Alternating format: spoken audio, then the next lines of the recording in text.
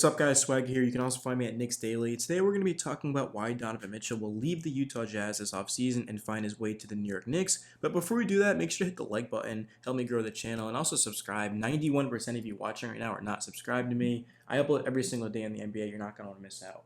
So the New York Knicks, they brought in Leon Rose and William Wesley to run the team, and so far they've come up short. It's clear that the team needs a plan this offseason. And that plan is to bring in none other than Utah's Salt Lake City's Donovan Mitchell. A source who is unnamed, now give or take, I hate unnamed sources, but work with me on this. He came up and said that William Wesley has been selling his plan of trading for the star player, and it makes perfect sense. Mitchell was born and raised in New York, and his father works for the Mets as the club's director of diversity, equity, and inclusion. We know that Donovan Mitchell wants to be in New York. He's frustrated with Rudy Gobert. He's frustrated with the Utah Jazz. He's 25 years old. He's wasting his talent in Utah. If he comes to the Knicks, they have a legit chance to make a run. If you pair him with RJ Barrett, a guy like Julius Randle, Mitchell Robinson, Obi Toppin has been playing out of his mind lately. Take a look at Obi's last 4 games. He is putting up 24-5 on 54-48 splits. Obi has looked like a star for the Knicks, give or take 4 games, but he's finally getting run, and I'm really excited to see what's next for Obi Toppin. You also have to understand that, and this is probably the most important thing that I've said in the video thus far, is the reason why Donovan Mitchell will come to the New York Knicks is because he has a very close relationship with Knicks assistant Johnny Bryant, who mentored Mitchell during his days in Utah before joining head coach Tom Thibodeau's staff. Mark Berman of the New York Post reported that Bryant is a key figure in the Knicks' long-term hopes of landing Mitchell. He's tired of playing in Salt Lake City. In addition, New York team's president Leon Rose served as Mitchell's agent before leaving CAA to join the Knicks front office. Overall, Rick Boucher did report as well that this Utah Jazz team is a first-round exit from Donovan Mitchell being in New York. I mean, that is a strong quote to say. And I just don't see a world where Donovan Mitchell stays with the Jazz long term. I'm going to get into more quotes in a second here from NBA insiders and analysts because they feel the same way. I mean, Donovan Mitchell playing in Salt Lake City would be one thing if they were winning, but they're not winning, and he is not the reason for that. In 17 postseason games, Donovan Mitchell is averaging 34 and 5 threes. The only players to average 30 per game in the playoffs in 2020 are Kevin Durant and Luka Doncic. Mitchell signed a 5-year, $163 million contract extension in November 2020, which does include a player option worth $37 million for the 2025-26 season, which means that he can't become a free agent until 2025. So the Knicks and any other team will have to trade for him, which they understand, and they're willing to do so. Here's the reason why Donovan Mitchell will go to the New York Knicks besides the connections. It's, as I've been mentioning, the Utah Jazz just aren't a good team. They started off 26-9. Getting off to a auspicious start is something that the Jazz typically do. And since then, they are 3-7 in their last 10 games. They're 48-33, which is 5th in the West. It's not even like the Jazz are a bad team right now. They're actually terrible. They have 15 games in which they've blown double-digit leads. They did it in back-to-back games as well.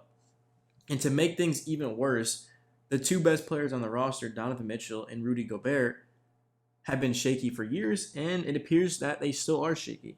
On the season, Mitchell is passing the ball to Gobert less than 2 times per game, which is absolutely insane. Mitchell did respond to this, saying that it's a wild stat, and then he would go on to say we're the best offense, so obviously something's working. Professional response. I'm not going to read the whole thing. And then Gobert just kind of went right back at it, and he said, nobody hits nobody. We don't get our hands dirty. We've never got our hands dirty. We're a very good basketball team, but I don't get effed up every night, and guys are literally beating me up every night as they should. It's basketball. It's a physical game, but we have to get to the point where we do that to the other team too. But teams don't really expect that from us.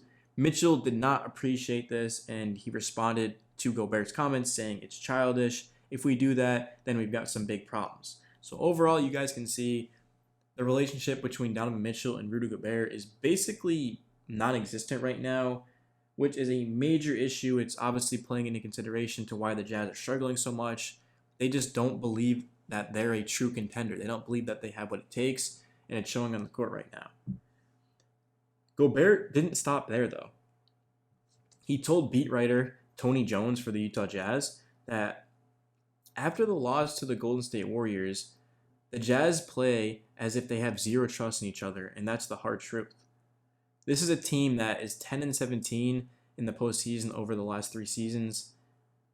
And one more early exit, it will be time for the management of the Jazz to make a decision here. That's going to be a very difficult one, and that is to get the best possible package for Donovan Mitchell. And obviously, Rudy Gobert will be on his way out. I could see a team like Dallas potentially being a good fit for him. I'm sure there's other ones, but yeah, I mean, if they lose in the first round, they're blowing it up. It's not, bro. It's not. Is it going to happen? No, it's when it will happen. So we need to talk about Donovan Mitchell in Utah, as we've been doing kind of for the past couple of minutes. So there's a quote coming from Tim McMahon, who reports for ESPN, saying that the idea that Donovan Mitchell is going to spend his entire career in Utah is absolutely ridiculous. That's one of the things that's staring them in the face this summer. That's also one of the things that has been looming over the franchise all season long. Howard Beck of Sports Illustrated also spoke of the situation in Salt Lake City, saying that I think they're in trouble because this thing has run its course and we know there are some tensions that are in the locker room. And I've been told recently that they might be a little worse than we've ever been led to believe. And so if this doesn't end well this postseason, and there's no reason to think that it will, those Donovan Mitchell wants out rumors are going to be starting like as soon as the season is over.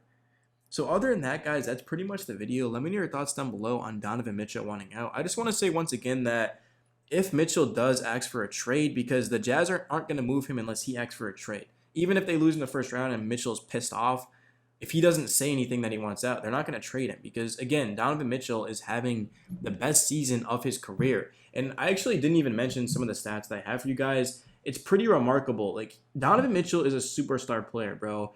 At age 25, he's averaging 26 and 4 with a career high 5 assists, 2 steals, made threes, 4 a game, and his field goal percentage of 45.4. All of those are career highs. He's already scored over 8,000 points, has over 1,500 assists, and 1,400 rebounds in 345 games. The only players to ever exceed those totals in these statistical categories in fewer career contests are LeBron James, Dwayne Wade, Michael Jordan, Pete Maravich, and Oscar Robertson.